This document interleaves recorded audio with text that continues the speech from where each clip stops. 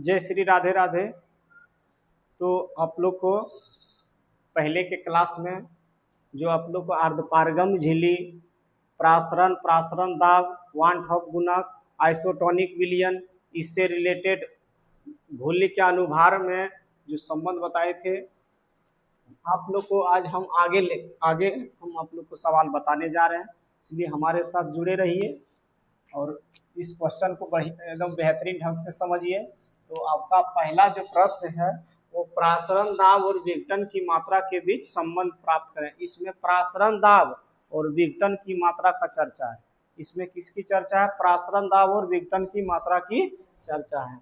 तो आप हम एक सेकेंड हम पहले अगर जाते हैं पीछे, तो आप लोग को वान ठॉप गुणक के बारे में बताए होंगे कि प्रायोगिक प्रासरण दाब और सैद्धांतिक प्रासरण दाब के जब अगर हम दोनों से भाग देते हैं तो निकलता वान ठॉप गुणक, जिसको हम आई अक्षर से दिखाते हैं।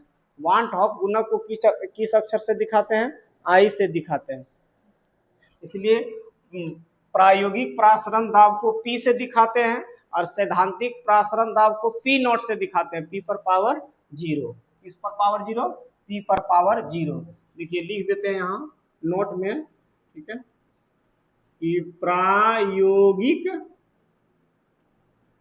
प्रासरण दाब बटे सैद्धांतिक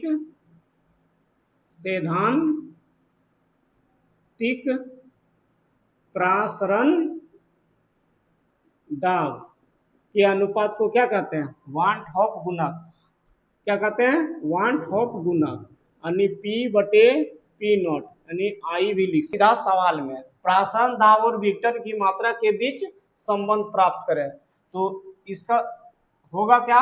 सो देखिए ए बी, ये ए बी क्या है? विघटित होकर, यानी 1 ग्राम अणु में, कितना ग्राम अणु में? 1 ग्राम अणु में ए बी विद्युत विच्छेदन विलयन में क्या होगा? ए विघटित होकर, यानी ए क्या हो जाएगा? विघटित हो जाएगा। क्या हो जाएगा? विघटित हो जाएगा। ए क्या हो जाएगा? विघटित हुआ, यानी विघटित मतलब क्या होता है? टूट जाना। दोनों में क्या हो गया? टूट गया। ए बी क्या हो गया? टूट गया। 1 ग्राम अणु में ए बी विद्युत विच्छेदन विलयन में एक क्या है? विघटित हो गया, तो ए प्लस हो गया। क्या हो गया? ए प्लस हो गया और बी क्या हो गया? माइनस हो गया। बीच में क्या लगेगा? प्लस। रिवर्स ट्रांसक्रिप्शन, ये क्या है? लाइन ट्रांसक्रिप्शन, रिवर्स ट्रांसक्रिप्शन, ठीक है। तो अब हम इसको देखते हैं कि विघटन के पहले, किसके पहले? उसके बाद क्या हो जाएगा? 0 0। क्या हो जाएगा? 0 0। उसके बाद विघटन के बाद क्या लिखेंगे? विघटन के बाद, विघटन के बाद, ठीक है। किसके बाद? विघटन के बाद। तो विघटन के बाद में क्या होगा? 1 minus alpha, 1 minus alpha, 1 minus alpha, ये क्या आ जाएगा? अल्फा। ये क्या आ जाएगा? अल्फा। अब इसको क्या करेंगे? जोड़ देंगे। सबको क्या करेंगे? जोड़ देंगे। ना जोड़ देंगे? क्या जोड़ कर देंगे? जोड़ देंगे। इसको भी जोड़ देंगे, विघटन के पहले को भी जोड़ देंगे और विघटन बाद को भी जोड़ देंगे। दोनों को जोड़ने पर क्या परिणाम मिलेगा? तो विघटन के बाद कणों की संख्या मिलेगा। इसीलिए विघटन के बाद कणों की संख्या, विघटन के बाद कणों की संख्या। तो देखिए क्या क्या जोड़ेंगे? क्या जोड़े बताइए? एक तो ये पहले लीजिए 1 माइनस अल्फा, फिर क्या है? अल्फा, फिर क्या है? अल्फा, फिर क्या है? 1। अब 0 जोड़िएगा तो फायदा होगा। अच्छा बताइए तुम्हें, 0 जोड़ेंगे तो फायदा करेगा? नहीं करेगा, ठीक है। तो आप देखिए कौन से क्या क्या कटेगा? अल्फा, एक अल्फा कट गया, तो क्या बचा? और ये क्या बचेगा? एक एक कितना होता है? 2। टोटल इसको जोड़ेंगे। टोटल किसको जोड़ेंगे? इसको जोड़ेंगे। विघटन के बाद क्या, किसको जोड़े? यहाँ क्या लिखा हुआ देखिए, विघटन के बाद, विघटन के बाद, विघटन के बाद वाला कणों की संख्या था। विघटन के बाद वाला कणों कौन है? 1 minus alpha plus alpha plus alpha. तो माइनस अल्फा प्लस अल्फा एगो चला गया है कि नहीं, बचा एक ठो और अल्फा, तो हो जाएगा 1 प्लस अल्फा। क्या बच जाएगा 1 प्लस अल्फा। आपको बताए थे ने कि प्रायोगिक प्रासरण दाब और सैद्धांतिक प्रासरण दाब यानी वान हॉफ गुणक के नियम से चलेंगे तो क्या होता है, प्रायोगिक प्रासरण दाब और सैद्धांतिक प्रासरण दाब के अनुपात को, है कि नहीं, वान हॉफ गुणक कहते हैं, जिसको हम आई अक्षर से दिखाते हैं। किस अक्षर से दिखाते हैं, आई अक्षर से। तो हम आई में चलते हैं, ठीक है।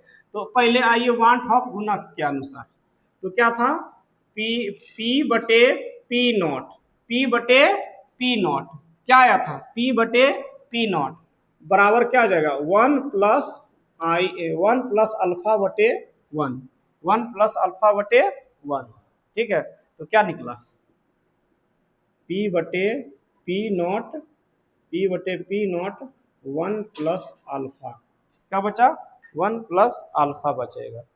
कोई दिक्कत, और इसे चाहिएगा तो सिद्ध कर सकते हैं, ऐसा कोई दिक्कत नहीं होगा। और इसे चाहिएगा तो आप लोग सिद्ध कर सकते हैं, क्या कर पाइएगा सिद्ध, बताइए। इसको और चाहिएगा तो आराम से कर सकते हैं।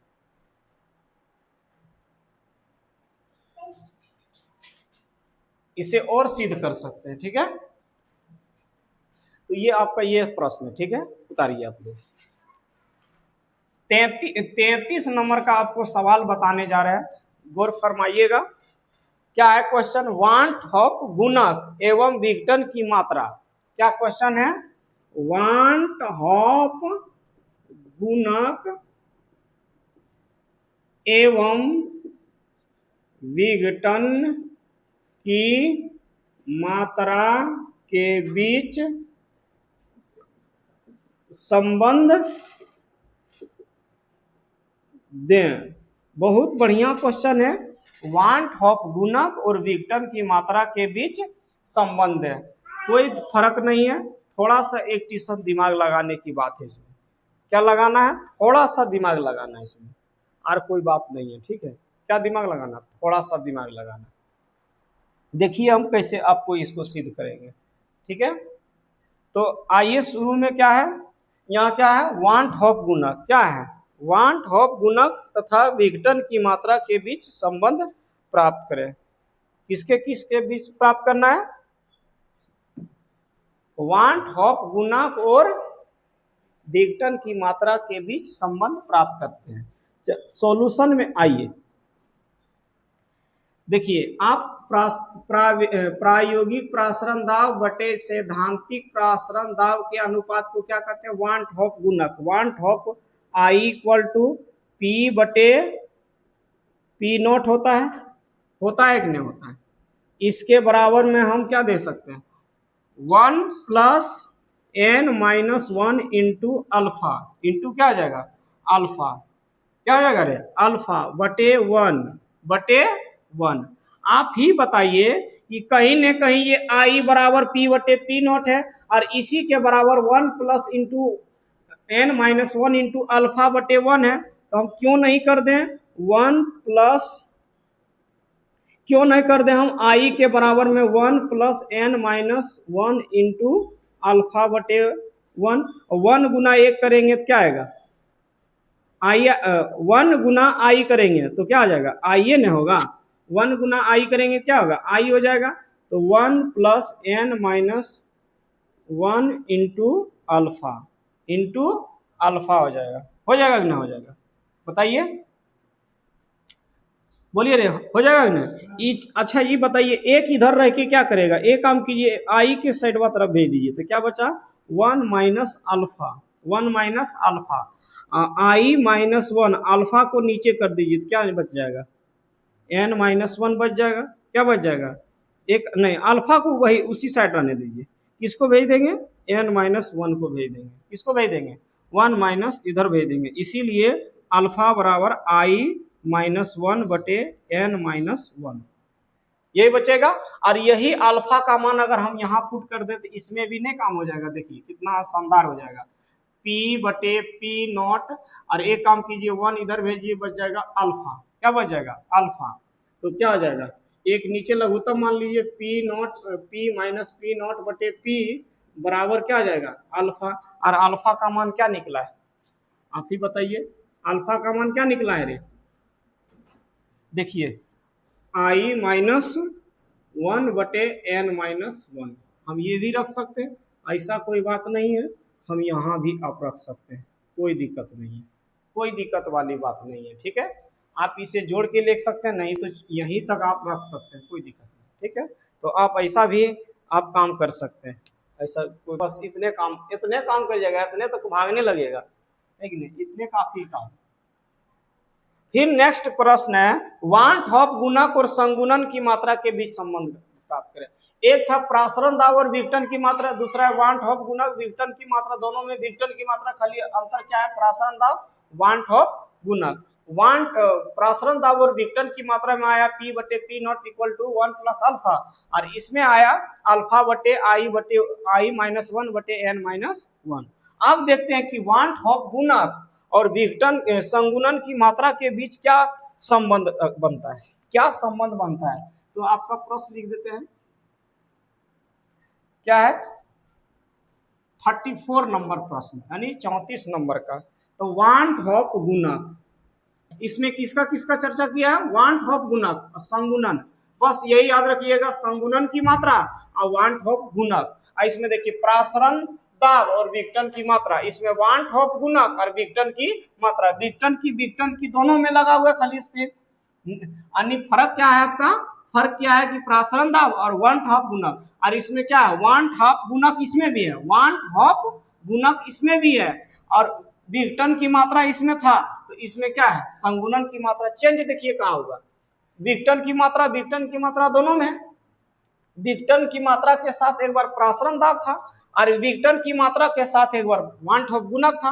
अब विघटन की मात्रा खत्म हो गया, अब वांट ऑफ गुणक के साथ कौन आ गया, संगुणन की मात्रा, क्या आ गया, संगुणन की मात्रा। तो इसमें संगुणन के पहले और संगुणन के बाद, संगुणन के पहले और संगुणन के बाद देख लेंगे। तो इसका आता है एक नियम है Na, क्या हो गया, Na, ये क्या है, Na, समझ रहा है ना, ये क्या है, Na,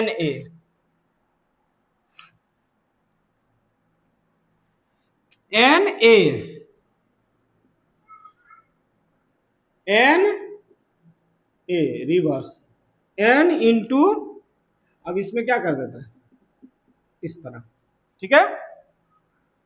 तो संगुणन के पूर्व यहाँ क्या लिखेंगे, ये इधर लिख देते हैं, अच्छा रहेगा कि इस साइड लिख देंगे, नहीं लिख देंगे, इसमें एक तो इसमें जीरो, एक और जीरो, इसमें एक इसमें जीरो, और इसमें क्या हो जाएगा, एक माइनस एक, एक माइनस एक्स, और इसमें हो जाएगा n बटे एक्स। ये है संगुणन के पहले, संगुणन,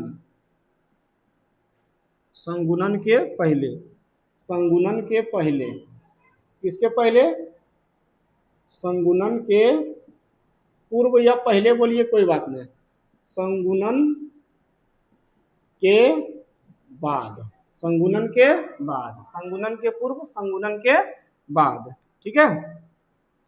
x क्या है, संगुणन की मात्रा, जहां x क्या है, संगुणन की मात्रा को प्रदर्शित करता है, क्या चीज प्रदर्शित करता है, मात्रा को प्रदर्शित करता है। और x बटे n किसको प्रदर्शित करता है बताइए, संगुणित अणुओं की संख्या को प्रदर्शित, संगुणित, संगुणित अणुओं की संख्या को प्रदर्शित करता है, ठीक है। और 1 माइनस एक्स किसको प्रदर्शित करता है, ये बता दीजिए हमको, असंगुणित अणुओं की संख्या, क्या लिखेंगे, असंगुणित अणुओं की संख्या को के प्रदर्शित करता है 1 माइनस एक्स, और संगुणित अणुओं की संख्या को x बटा n प्रदर्शित करता है, और x बराबर संगुणन की मात्रा को प्रदर्शित करता है, ठीक है। तो आप आइए कुल अणुओं की संख्या, किसमें आना है, कुल अणुओं की संख्या, ठीक है, किसमें आना है, कुल अणुओं की संख्या, संगुणन के बाद, संगुणन के बाद कुल अणुओं की संख्या, कुल अणुओं की संख्या, ठीक है। संगुणन के बाद, तो संगुणन के बाद वाला यही ना, संगुणन के बाद वाला कौन है, यही ना रे, कि नहीं है, बताइए, यही तो है। तो संगुणन के बाद की अणुओं की संख्या को किस अक्षर से दिखाते हैं, बताइए। हाँ, इसी को कहते हैं वान हॉफ गुणक, इसी को क्या कहते हैं, वान हॉफ गुणक भी बोल दीजिए। संगुणन की देखिए, इसको हम कर देते हैं 1 माइनस एक्स प्लस एक्स बटे एन। आप ही बताइए ना, यहाँ नहीं लिखा है, देखिए 1 माइनस एक्स और एक्स बटे एन, यहाँ क्या लिख दिए, एक्स बटे एन है, एक्स बटे एन है, एक्स बटे एन, यहाँ देखो एक्स बटे एन है। तो एक बार इसको जोड़ दीजिए, संगुणन के बाद वाला जोड़ना है, पूर्व वाला को नहीं जोड़ना है, बाद वाला को ही जोड़ना है, 1 माइनस एक्स प्लस एक्स बटे एन। तो इसीलिए वांट हॉफ गुणक किस अक्षर से दिखाते हैं, आई से। तो 1 माइनस एक्स प्लस एक्स बटे एन बटे 1 बटे 1। पी नॉट का मान हमेशा क्या होता है, 1 होता है। पी नॉट देखिए, यहाँ पी नॉट है ना, इसके नीचे क्या होता है, 1 होता है, ठीक है। संगुणन हमेशा कितना, पी नॉट का मान कितना होता है, सैद्धांतिक प्रासंगिक दाब का मान कितना होता है, 1। बदलता कौन है, प्रायोगिक प्रासरण दाब, इसको ये बदलाव। तो अच्छा ये बताइए, एक का कोई वैल्यू होता है, कोई वैल्यू नहीं होता है, एक का कोई वैल्यू है, बता दीजिए। एक काम कीजिए, एक इधर ले आइए, क्या बच जाएगा इधर, एक्स बटे एन और एक्स इधर रखिए, आई माइनस 1, आई माइनस एक्स, आई माइनस 1 हो गया। एक काम कीजिए, एक्स कॉमन ले लीजिए, क्या बचेगा, 1 बटे एन माइनस 1 बचेगा, बचेगा कि नहीं, आई माइनस 1, 1 माइनस 1 एन हो गया, ये क्या हो गया, एन हो गया ना, क्या हो गया रे, एन हो गया ना। छोड़िए इसको, इतने रहने देते, कोई दिक्कत नहीं, इतने रखेंगे कोई दिक्कत थोड़ी है। तो एक काम कीजिए आप, आई माइनस 1 है ना, इसको नीचे ले आइए, इधर क्या बच जाएगा, एक्स। तो एक्स बराबर क्या हो जाएगा, आई माइनस 1 बटे एन माइनस 1, ये नहीं बचेगा। हाँ, आपका प्रूफ हो गया,